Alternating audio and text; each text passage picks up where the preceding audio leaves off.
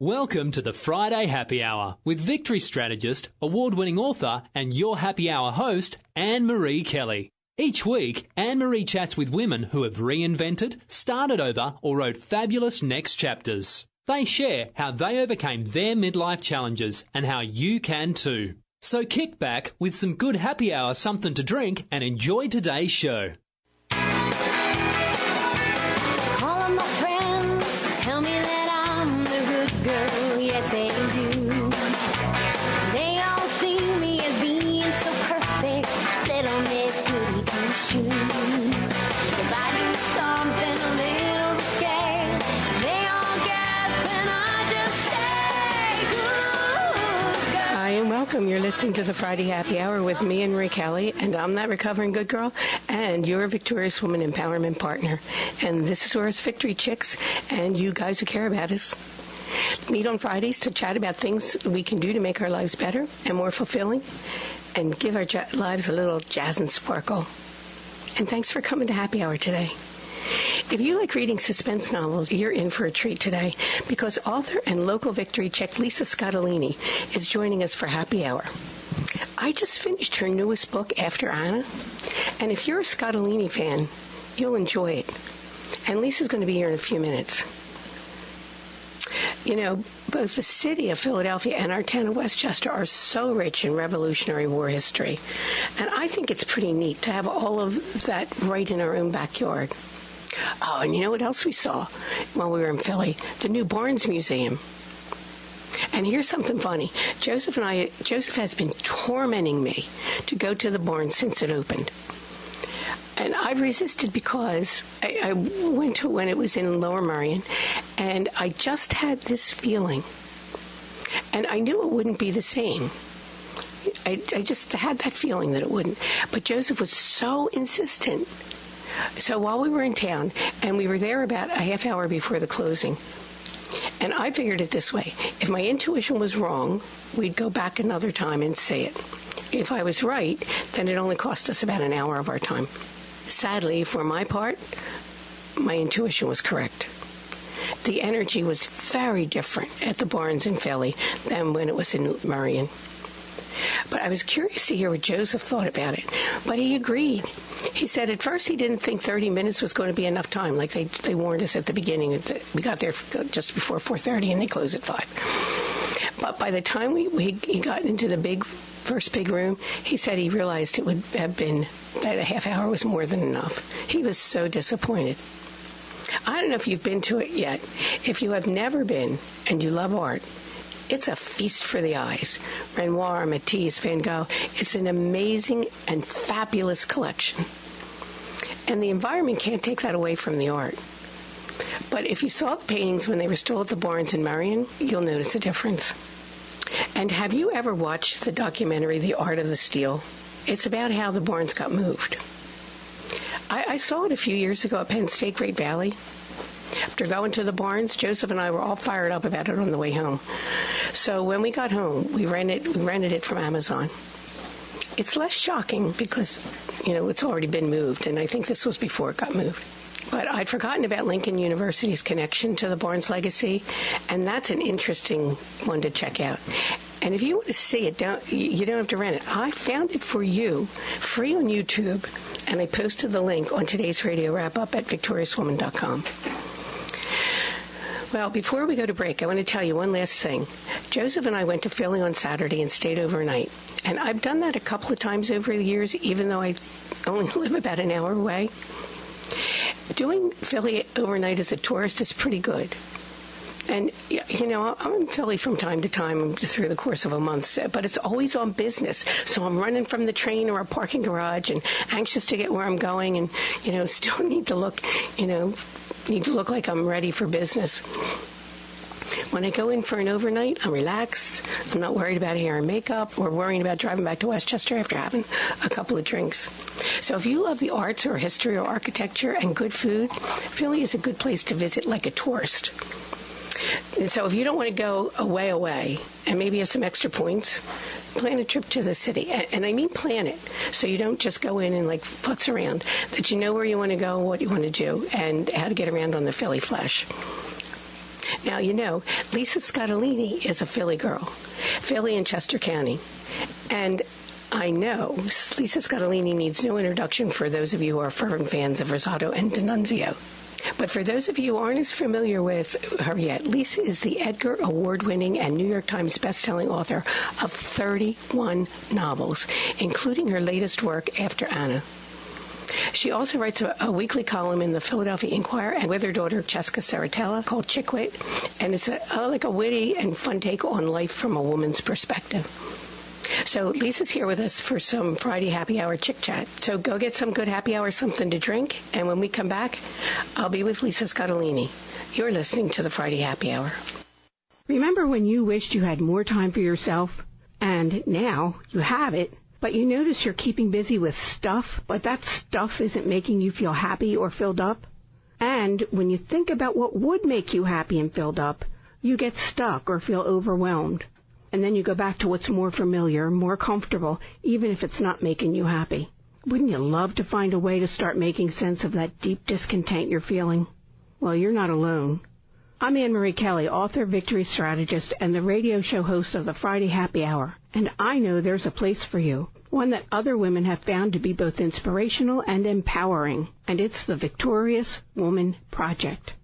Go there now and get on my mailing list, where you'll be the first to know about my upcoming online workshops, teleseminars, and more. And while you're there, take a couple minutes to look over my blog.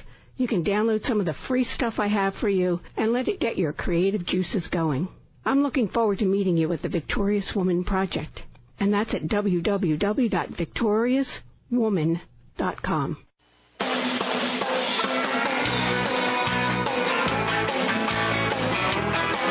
Welcome back to the Friday Happy Hour with me, Annmarie Kelly, and our guest today, author Lisa Scottoline. Welcome to Happy Hour, Lisa. Oh, I'm so happy to be on. Are you kidding? It's great. Oh, it is great. I'm so glad. Listen, Lisa, before we went to break, I was talking about how I spent Easter weekend in Philly as a tourist. Have you ever done that?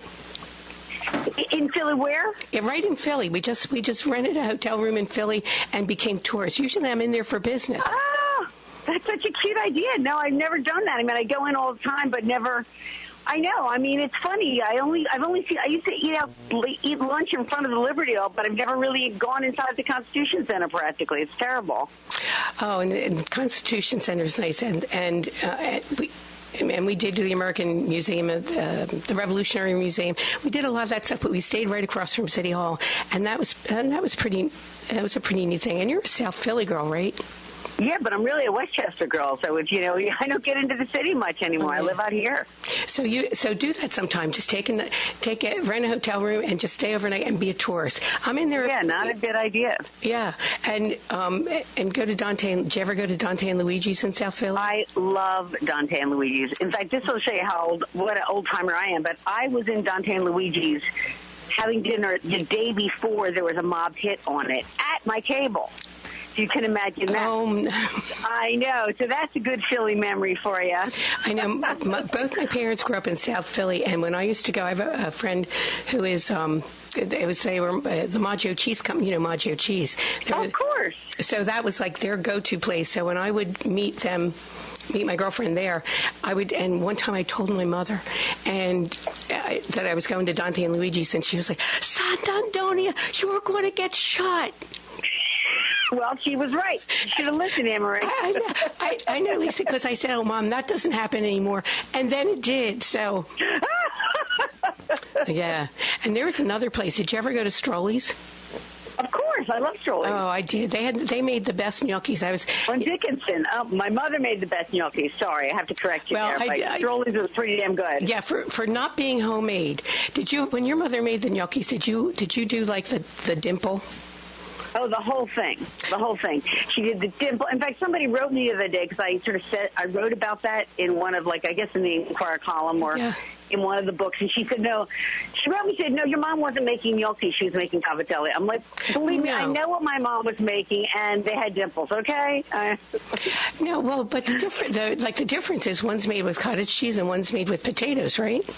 Well, you can make it with both. You can make gnocchi with ricotta or with potatoes. My mother always made it with ricotta, or she did. That's what I got. That's right. Yes, absolutely. You got to say it the way she said it, right? That's right. I'm like, what word are you saying? I know when I say that, and the people are like, what is that? Regatta. Like, yeah, regatta. Because they don't understand. Well, it's funny because when you were raised with somebody like that, like in an Italian-American household, my mother used to say the bread, like white bread, was metagon. And I was like, wow, what does that mean, metagon? And then when I got older, I realized the word she was saying was American. I'm like, Mom, we're American. Like, I'm American. Like, what are you talking about? I know, but my mother never changed. And my mother was about the same age as your mother. So yeah, and that was just their thinking. My mother grew up on Carlisle Street.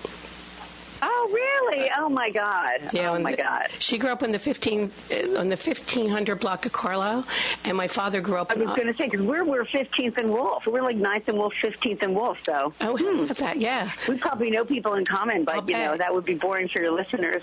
My father, on the other hand, grew up on the wrong side of Broad Street. He was on Eisminger Street, so that was always a big joke with my parents. Well, we used to joke about that, too, because my father was from West Philly and my mother was from South Philly. And I said to them, like, you act like this is a mixed marriage. Like, you're from the same damn city. You're 10 blocks apart. Who are you kidding? I know. But oh, no. Oh, no. Well, but Lisa, you know what? In your column last Sunday, I roared because you were talking about getting together with cousins that you didn't know well because there was a family feud. And right. And I thought to myself, I have that same story, and I'll bet you every one of us who have Italian blood have some story about a feud, and then you never talk to the people again. Right. And you know what? The truth is, it's not only Italians, because I tell that story now, and people go, oh, my God, we're Jewish, it's the same thing. We're Polish, it's the same thing. Families are the same. Yeah. That's what's kind of great, like we all have our crazy things and our lovey things and all the great things. It's very rich. I love it. That's why I like writing about it. It's just wonderful, isn't it? It's wonderful. It is wonderful. And that's, for me, that's why I like history so much, because when you find out, like there's the factual history, but then there's like the undercurrent of history. And when you find out, some of the things that led people to do some of those things, I think, wow, that's, like I could see that thought process in some people today, in myself today. I'm sure. I think that's true about history. Sometimes I can't believe what, like, even our parents went through. World War, Depression. I mean, right. It's mind-boggling, really. I mean, the stories they told in the Depression, my father used to pick up cigarette butts and sell them, and I'm like, oh, my God. Oh, wow, yeah.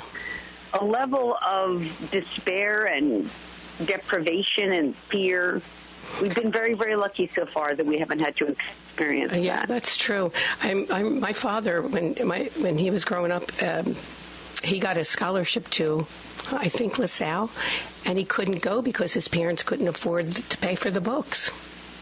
Oh, isn't that heartbreaking? Yeah, and that's heartbreaking. That's impossible to think of. And as someone who loves books, too, I just love books, and that someone couldn't, I would have given them the books, I mean, yeah. Books and education and books, they're the key. I mean, I really believe that. And look, public education is so important. It's just all remarkable, really. And libraries. We're very lucky where we live to have such wonderful library system. Yeah. And our Chester County library system is, I think, the best. It's sensational. Yeah, sensational. Yeah. Lisa, I'm curious, with all the books that you write, what made you decide to write a weekly column? Well, the books that I write are they're about crime and justice and law, and they're exciting, but they're not funny. I mean, parts of them are funny because people can be funny, but I was kind of missing the funny. I like to joke around, and I remembered that I loved reading Irma Bombeck in the newspaper, and actually remember, right? Mm-hmm. It's great, and I would just read the newspaper and going, I miss Irma Bombeck, and long story short, I really felt, God, Lisa, you should try to write that. But then I felt weird because, she had a husband and she had a very conventional family. And I didn't have that. Like, I'm divorced. I felt like I'm not good enough. You feel like, I can't do it. And then one day I just said, why don't you just try it? I mean, a lot of people sadly widowed, and a lot of women are divorced, and you're just living your life. Maybe you just write a column about just living your life, but funny.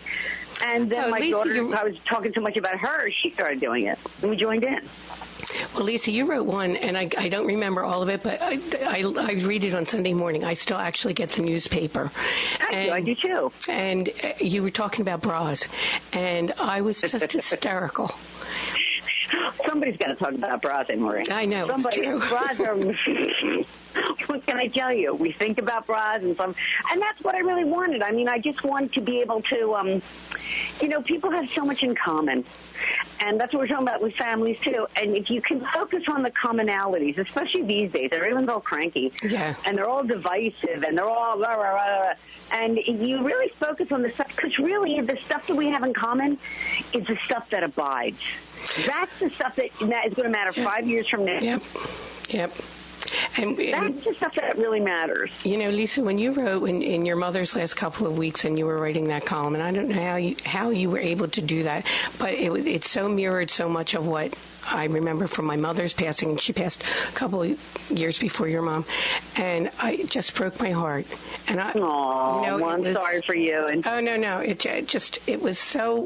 it was wonderful to read your outpouring of love in those columns. They were great. Oh, that's lovely of you to say. And I think they really, they are in books, and people still connect with that, because I think we've all sort of gone through that. Yep. And in a way, that helped me through it, because I was like, I feel like when people, like what you just said, you're touched by that. You're like, yeah, like, you think, especially when you become an adult, which if you're lucky, that's when you lose your parents. Right. I was like, wow, I should be doing better with this than I am. But you really don't. No. You really don't. And grief isn't like that. And it at takes least its for time. me, it wasn't. Yeah, it takes time, and then it's even weird. In fact, she passed on Palm Sunday, so every Easter I'm always a little mopey. And you're like, but it's also about rebirth, and you remember that, and finally it stopped snowing, so we have spring. And it's like, geez. But all that good stuff, that's the stuff of life, man, and that's the stuff that really we care about. Now, you write a column with your daughter, Francesca Serritella. What's it like to do the column with her? Well, it's awesome. Like, we never... I don't edit her, because like she always said, which makes me happy, she always like, I don't need an editor. I only have one mother, and that's what I need. I'm like, that's okay. Nice. Yeah, and we didn't even really talk about what we're going to write about. Sometimes she'll tell a story, and I'll go, that would make a good column. And we just try to tell the stuff about our normal lives. And I'm always a little surprised. Like, there's a time, I remember I wrote about how... I always read the obituaries, and then she wrote a column about it, and I always worry, oh my God, I'm always counting down from the age. Oh, I'm 70. He died at 75. I have 10 more years, whatever it is.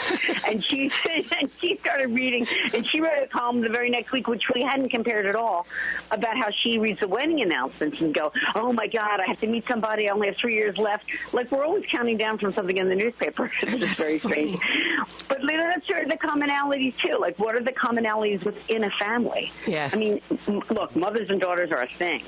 And we drive each other crazy sometimes, but that's probably because in some ways we're really a lot alike, which is scary. Yeah, that is kind of scary. I know how when I see stuff, I was coughing the other day, and I heard my mother, and I thought, oh my God, it's like hearing my mother. That's so interesting you say that, because I was thinking the other day, my father used to have a very distinctive cough. And I was thinking the other day, wow, it was distinctive. Isn't that funny? Yeah. It's interesting. I want to tell you this, with Francesca, the column that she wrote that most struck me was the one where she talked about her assault. And I remember being, if I were her mother, Lisa, I would have been so proud, because she handled it victorious woman style, and she talked about what happened, just the courage that she had to do that. But then she talked about the people who helped her, and finding her glasses and stuff like that. It was a really wonderful column. Oh, you're sweet to say that. We'll have to come on and talk to you when she's in the book in the summertime, because we have it coming out, and it's called I See Life Through Rose-Colored Glasses. And, she taught a lot of that title, and I thought back weirdly to the assault, because I thought it was brave of her. I mean, she was mugged, and she was very badly beaten. I mean, her face, you wanted to kill somebody. And but like you said, she said, "Oh, that nice person got my glasses," and I thought, it is, you wear glasses and you get hit, and it's just a hard, sad thing. But she did it, and she wrote it in her own good time. She wasn't able to write it right away, which I totally respected. I mean, you can't. That's a but hard then thing. She did. Yeah. And it was hard too because she didn't want to go, "Oh, poor me," Oh, this bad thing. You're not trying to get people's sympathy. So she actually felt like, she was worried people would think that. I said, no one's going to think that, honey. Because the sad thing is, unfortunately, a lot of people are victims of crime. And I hope that they will connect with what you're saying, and I'm sure they will. Well, I read it and I thought, wow, I just thought how courageous she was to put it out there, but it was very graceful, I thought. Well, you're very kind. Thank you. Lisa, we need to take a break. So when we come back, let's talk about After Anna. Sure. Everybody hang in there with us. You're listening to the Friday Happy Hour. Hi, this is Annmarie Kelly, author, victory strategist, and the radio show host of the Friday Happy Hour. I trust you're enjoying my conversation with this fabulous, victorious woman. If you're getting inspired with ideas and feeling empowered, this is just the tip of the iceberg. There's more for you. Tips, downloads, resources at the Victorious Woman Project. Go to victoriouswoman.com and look around and get on my mailing list so you can be the first to know about the newest good things I have for you. That's www.victoriouswoman.com. Welcome back to the Friday Happy Hour. I'm Annmarie Kelly, and I'm here with author Lisa Scottoline. So, Lisa, you've written 31 books. That's amazing. Well, you're very kind. Actually, 31 novels and 8 memoirs, because the columns are in books as well. So. Oh, that's right. I'm cooking with gas. I'm trying anyway. I'm trying. I feel very, very lucky and really blessed to be in this job. And it's a really fun job. And I get to do it in my home in lovely Westchester. So it's kind of great. Doesn't get better than this, really. And you After Anna is just coming out, and you have the book in the summertime with Francesca, and then don't you have a Rosato and DiNunzio coming out in the fall? I do. Thank you for asking. I have that's coming out on August 10th, I think it is. It's called Feared. And they're fun to write, too. And we love Rosato and DiNunzio. Oh, thank you. Yeah, you got to have a little South Philly going on. You do. And, again, those books are really about family. Those books are so much about, since it's a series, although I try to write it so you don't have to have read the earlier ones to read the one that's coming out in August. But, what's up with Mary, what's it like to be trying to juggle home and family, that's her new thing. And at the same time, she's got a path to grow on, and what is she doing? And she's coming up against her adversary, the evil Dark Prince of South Philly, Nick Machiavelli. So that's fun to write about. It's fun to write about. Well, I'm really curious. What did you read when you were growing up? I read everything because I was a crazy library kid. I was one of those kids, they took me to the library, and I was like in heaven. But the real one was Nancy Drew. Me too. I was crazy in love with Nancy Drew. I think a lot about Nancy Drew because I think a little... she was so, I think she was a little ahead of her time. And also, let's be real, there were not a lot of other books that had a girl in the lead. So it was Nancy Drew and Cherry Ames. Cherry Ames, student nurse, yes. army nurse. Please, I have them right now in front of me. I collected Cherry Ames. I read all of the Nancy. I started with Bobbsey Twins when I was younger, and moved on to Nancy Drew and then Cherry Ames. Yeah, but Nancy Drew was it for me because, and I collect them too because I just thought she was in that little remember the blue Roadster? She had a roadster. Yeah, you never forget that she was always driving around having adventures, and I'm like, oh, I want to do that. And her friend Georgie. And Beth. Didn't you have Beth? Oh, that's right, Beth and George. That's right. Yeah. And Nick Nickerson was her boyfriend. She had a boyfriend. Right. Lucky girl. She did. She's doing better than I am. Oh, my goodness. Sports car and a boyfriend and adventures. What else do you need, really? I know. I still remember some of the descriptions that were used. And you know what, Lisa? You do that. You write descriptions, and I'm remembering the first time I think I noticed it was, and I'm trying to remember, I won't remember the book, but it was a book on tape that I was listening to, and you were describing cigarette smoke. And I just remember, wow, the way you described it, like wafting up from the cigarette, I thought, that is such a neat way of the way you do. How do you do that? How do you do that description? You sit there and I say to myself, because the thing is that what you really have to do is you have to describe it through the character's eyes, or it's got to add something, because it has to be interesting. Because like you say, otherwise you're like someone smoking.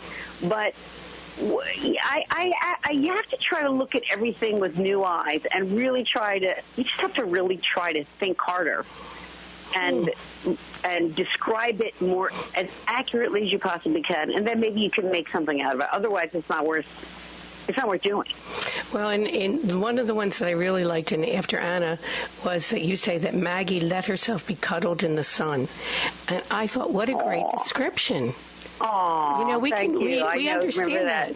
If you're laying on the beach in Avalon, you know what that feels like, to be cuddled by the sun. Yeah. No, you're nice to say that. So in After Anna, this is a story, Lisa, about a teenage girl who wasn't in her mother's life from the time she was a baby, and then suddenly she calls her mother, Maggie, and Maggie gets a call from Anna, and Anna wants to be Maggie's life again. And that's the basic premise. And right. So where do you get ideas like that? And I don't want to give it away, but it was really good. Oh, thank you. I appreciate it. I know it's coming up this Tuesday. I'm excited. The idea, I try to get, the answer is from my life. I'm divorced twice. I've had stepkids.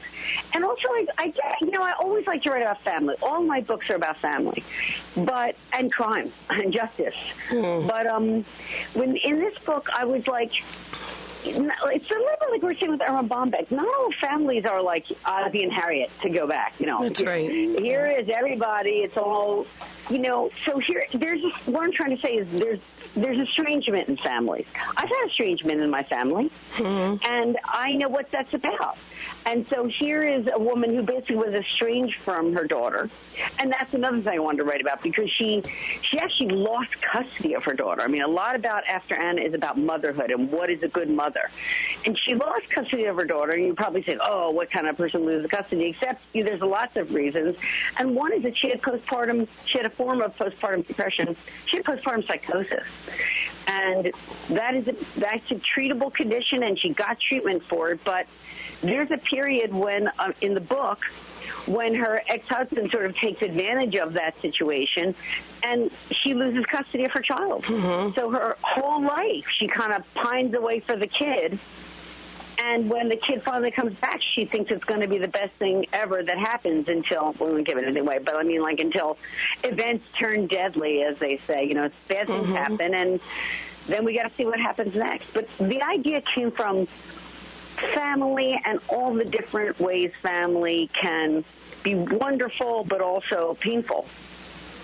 And that's true. I don't think there's anyone listening today who wouldn't agree with that.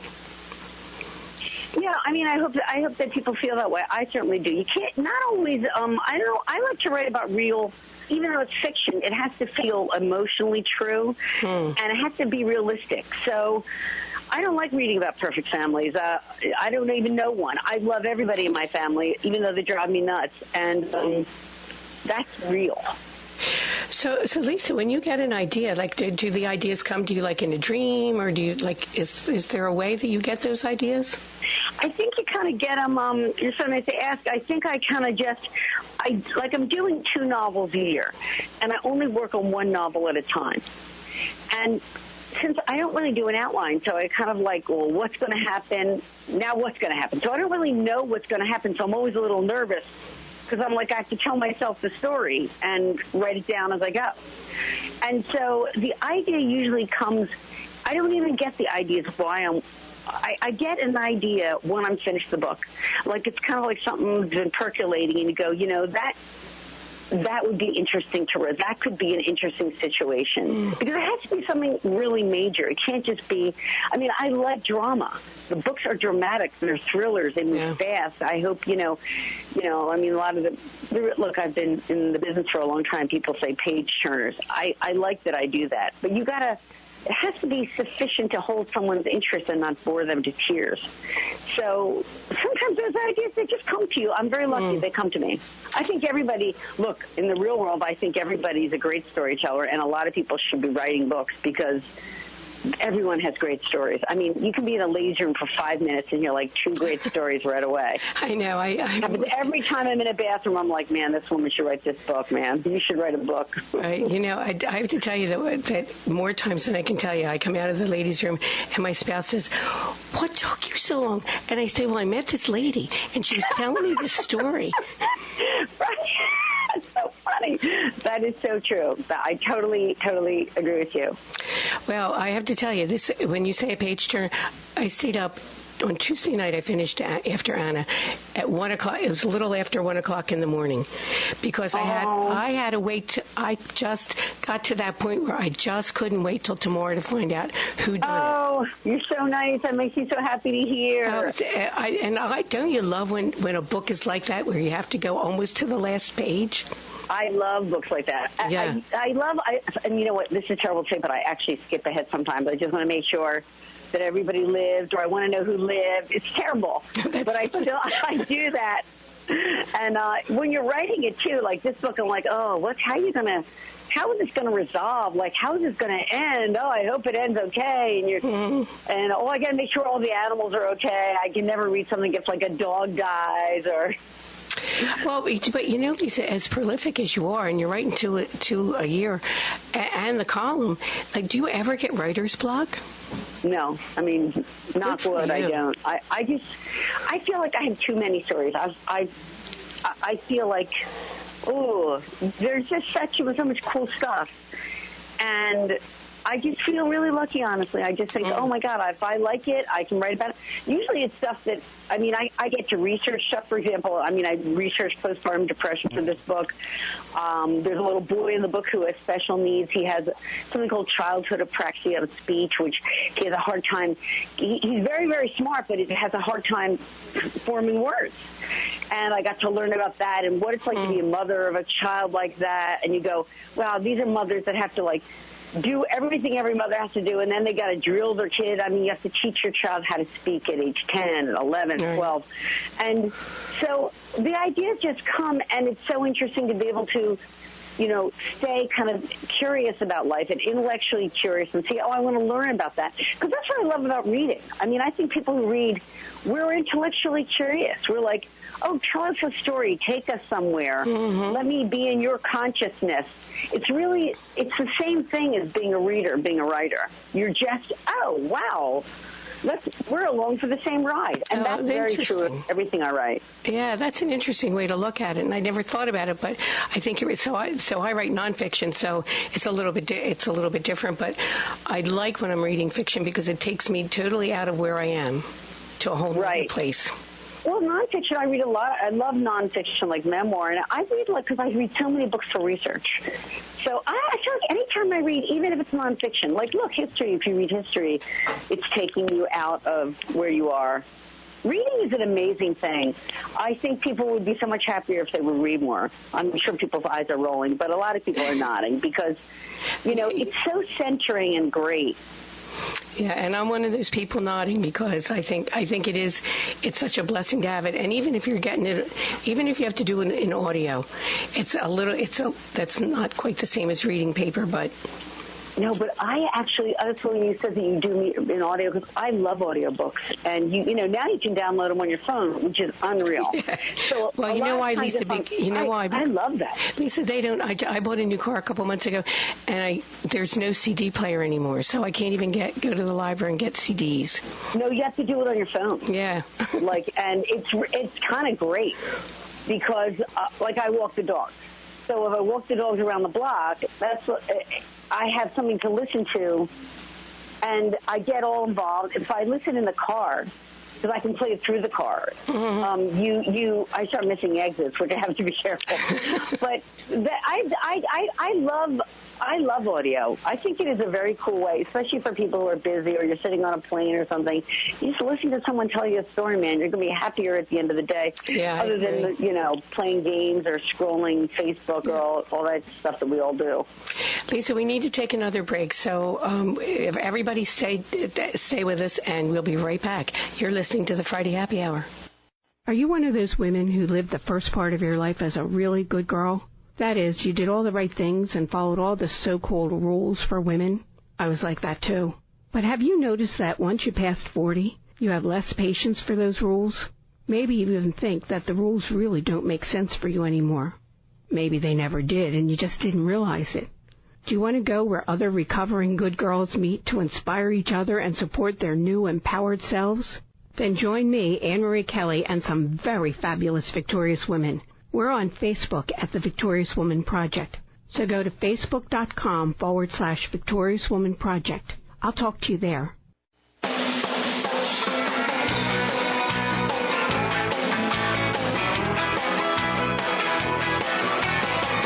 Welcome back to the Friday Happy Hour. This is Annmarie Kelly, and I'm here with author Lisa Scottoline. And Lisa, I have to ask you this question. You are so connected to your readers, and they're fervent fans. And I'm curious, how did that start? And what's your secret sauce for staying connected? Oh, aren't you sweet? First off, I love them. It's really simple. I mean, I'm grateful to them. They have supported me and grown my career for 30 years and 30 books. And I always think every time, because you have to think about the person, and I'm lucky enough that they will read book to book. So you have to always think I have to deliver for them, and I want to do something fresh and different. I always want it to feel good and new and surprising, and the twists have to be right. And I think I was helped early on by, partly that I live in the area and that I used to do a lot of signings when I just first went out. I would do 3 signings a day. Honestly, I would just drive myself around with a card table. It was really a little pathetic. but all of the local bookstores would have me. And I think I built a fan base, and I think social media started up because I started writing in 1994. So then social media started, and people had something called email, and then I answered all my email. Now I can't answer quite as much, but I'll answer email sometimes. And I'm on Facebook, I'm on Twitter, I'm on Instagram, and it's not some mega corporation. It's me. Yeah. The pictures are my dogs in my house. And I think I write back as many people as I can, but I think people appreciate that I feel like I'm a real deal, the real deal. And they feel that. They know it. People have good BS detectors. So if the books deliver and you're a nice person, and I like connecting with them. I'm just about to start tour. I'm going to be in Newtown, starting tomorrow, and then I leave for Phoenix, and then it gets more national, and then I come back home. But it's wonderful I know how lucky I am to go to a signing and have a whole bunch of people there, and because I remember when I had 2 people. I remember when my father was the only one who went to a signing of mine. Wow. And when there's story after story. They're so funny. And I remember the time I was signing. It was in Cleveland, Ohio, and no one showed. I got there early, and no one showed up. And then when I went to the ladies' room, and then I come out, and all the booksellers had taken off their little aprons, and they were in the audience pretending they were my audience. Oh my! Which was so touching and cute. And I'm like, wait, guys, listen. This is really sweet, but I just met you 5 minutes ago, and I know who you are. Even when you take your little aprons. Yeah. Oh, so I remember those days really, really well. I'll tell you a quick story. I remember the time when I was, it was in Jenkintown. Now, right now I would get a crowd in Jenkintown, but back then, nobody there. I go out, there's one woman in the front row. She's an old woman, elder woman, lovely, lovely face. And I sit there and I do the whole signing. I always tell stories, I tell jokes, I do anything, right? And you throw out tasty cakes. I used to throw out tasty cakes when they would mail them for me. And then I said to her, do you have any questions? And she said, "Hunder, vunder, vunder," but she did not speak a word of English. She was Swedish. She was just sitting in the empty chair to try to rest. Oh. And she was not there for the signing at all. And I bought her the book. I gave her the book. I'm like, lady, you're a doll. Thank you for listening to me and not getting up and walking away. So I remember those days really well. So I connect with readers, so I'm grateful for each and every one of them. Everyone. Well, I have to tell you, my cousins, Chris and Chrissy, were at your house last fall for your book event. And Chris said you are the consummate host. Oh, how nice. And how did those get started? You do them once a year? I do them once a year. But the long story short for people who don't know is I was so happy to see the book clubs were starting to read my books, whether it's the funny books or the mysteries or the thrillers, they're reading them. And I said, we should have a party for book clubs who have read me to sort of say thank you. And I always say it's a thing. It's from my mother, because she's like, if you really appreciate someone, you have to have them over and you have to feed them carbohydrates. That's just how we are. And so 13 years ago, we started doing it. 100 people came, and we do it every October. For people who read, book clubs who read after Anna, all they have to do is send a picture. They have to each hold up a picture of the book, so they have to have bought the book and show the picture and send it in, and they get automatically invited to the house. We have now 500 people per day. We hold it for 2 days, so 500 on one day, 500 on the next. I get it catered. It's a whole thing, but it's really, really, I'm glad that they came. I loved it. I mean, because I love meeting the readers, and the best of all is it's just very nice to say thank you to them. It doesn't cost anything, and I just am so grateful that they're here. It's really my daughter and I, we look forward to it every year. I mean, it's really nice.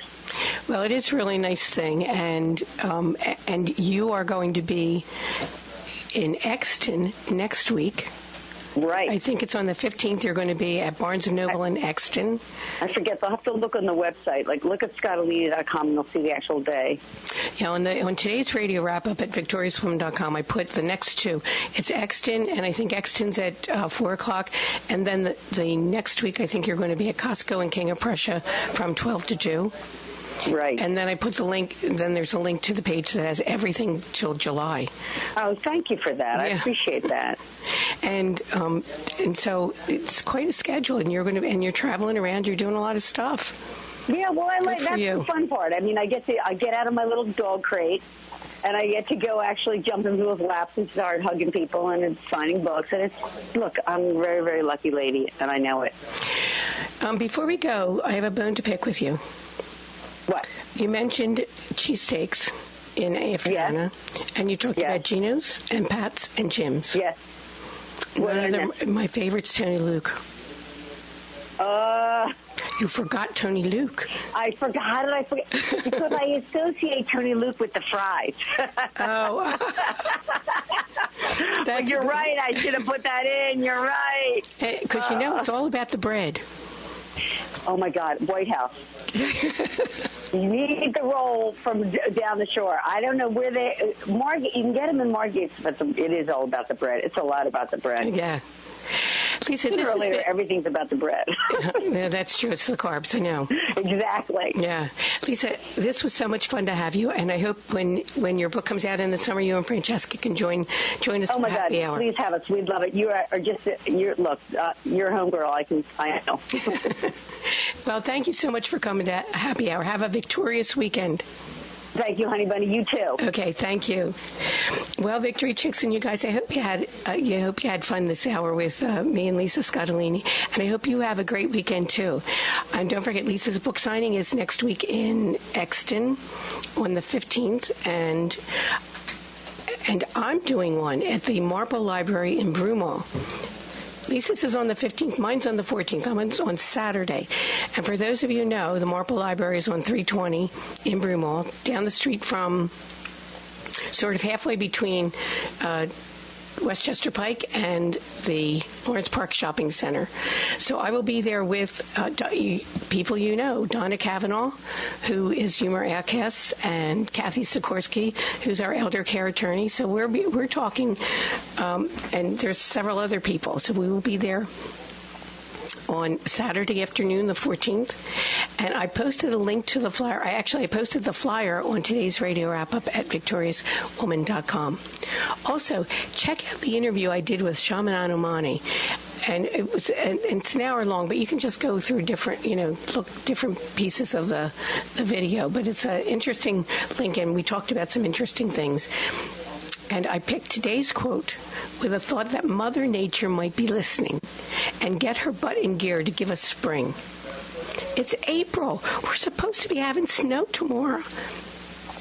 Although Joseph told me the other day it was 6 inches, but today they said it was just going to be a nuisance snow. But it doesn't matter. Either way, I think she forgot, or she's been too lazy to change the calendar. So I want her to know what poet Margaret Elizabeth Sangster knew when she said, never yet was a springtime when the buds forgot to bloom. But Mother Nature, you need to turn the calendar or something so those buds can bloom. So and I just wanted to tell you also, I've been having some interesting conversations with people about the 5-year marriage, and I'm getting such wonderful responses. If you get a chance to go on the website, it's 5yearmarriage.com, and I think I posted the Annmarie video there too. And I think by next week, my voice should be back to normal. And whatever is going on with my voice today, I don't think it's allergies. I think it was laryngitis or something. But thank you all for coming today. Have a victorious weekend. I hope to talk with you next week, back in my regular voice. Jen Sun.